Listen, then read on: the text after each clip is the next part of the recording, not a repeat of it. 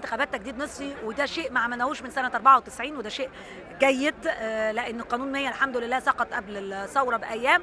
لكن ايضا احنا مش هنقدر، ما لديناش الرفاهيه ان احنا ننتظر مره اخرى ان احنا نعمل تجديدات بالانتخابات. احنا عايزينهم موجودين ويحاسبوا الناس طوال الوقت، وجودهم هو الضمان الحقيقي. غير كده النقابه هتخش في مشكلات عديده، في تحدي تشريعي، عدد كبير من القوانين هتسن في هذه الفتره، ومحتاجين جدا ان نكون مع بعض ونفكر جيدا لانها قوانين هتستمر فترات طويله.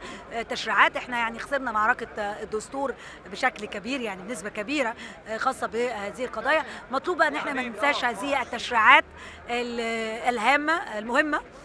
لابد ان احنا نتم هذه التشريعات.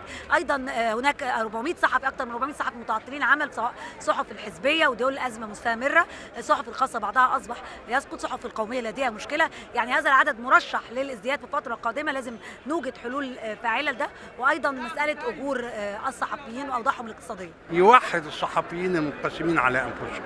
الصحفيين بيتعرضوا لتحديات خطيره، ولا يمكن لاي فريق سياسي يستطيع أن يواجه هذه التحديات. لا يستطيع مواجهة التحديات التي تواجه مهنة الصحافة في هذه الأيام التعيسة سوى مجلس موحد، سوى صحفيين مهنيين.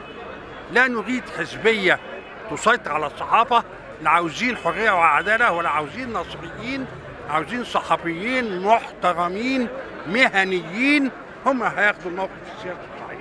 أنا شايف طبعا الإعلام بالميم والإعلام بالنون. الإعلام بالميم الصحفي ما بيقومش بيه لأنه هو راجل إعلامي أو صحفي. الإعلام بالنون دوت اللي هو الجزء التجاري ما بيقومش بيه صحفي.